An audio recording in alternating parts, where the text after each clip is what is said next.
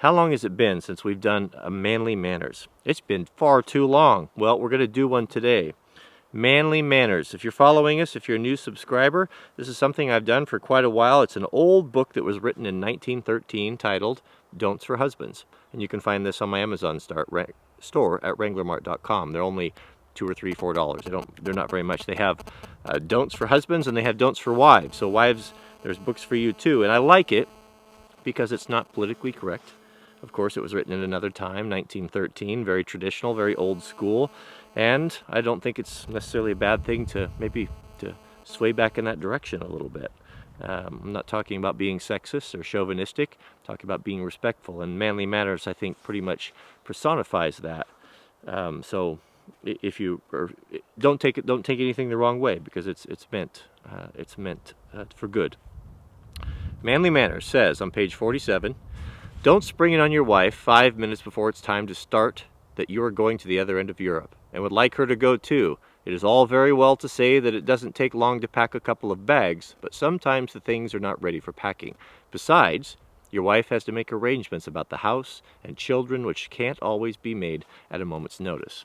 So that's interesting to me because I don't think that it's necessarily, it only applies to springing some sort of a European trip on your wife, but it's so many things, and it really resonated with me because I often do that. My wife has a tremendous amount of responsibility running our household, from doing the bills for the businesses and the laundry and the cooking, all of these things. It's a lot of work to run a household. If you've ever tried it, you'll know that, to run one well.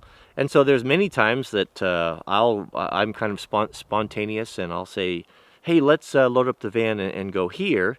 And I'm ready. I'm ready to go in 10 minutes because I've been thinking on this for an hour or so, and I spring this on her.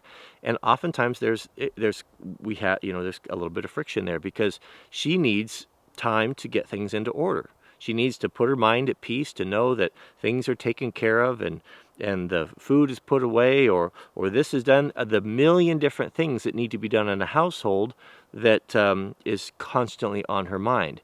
And for me to expect her to drop everything and to come in and fly off with me and to go do all these things is unfair, and it puts undue burden and pressure, I think, on our wives. And if you are a stay-at-home husband or father, the same thing applies.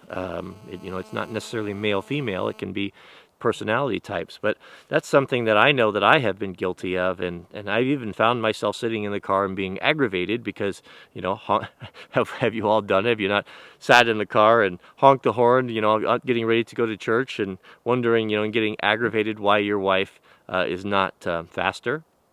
Well, what I've always found is it wasn't that she was being slow, it's that she's the one that's taken upon herself to pack the meal for the potluck, and she's been cooking all morning, and she's been getting Jack ready and getting herself and making sure that I have clothes and a coat and all these things that I just take for granted.